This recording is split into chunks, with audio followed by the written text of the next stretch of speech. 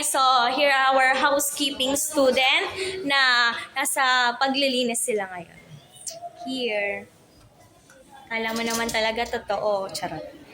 And here the public areas. Ayan.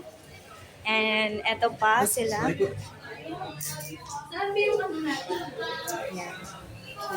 And pupuntahan natin yung iba pang student sa may CR. Let's go.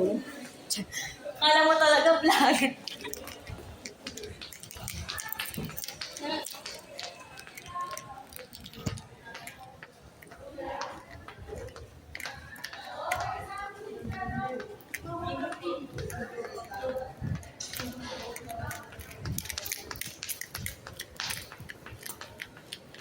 Yan.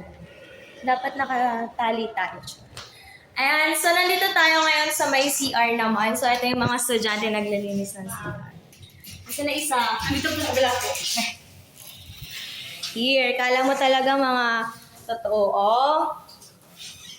Kakain mo, ma'am. Hindi namin, kulit yan. O, di mo?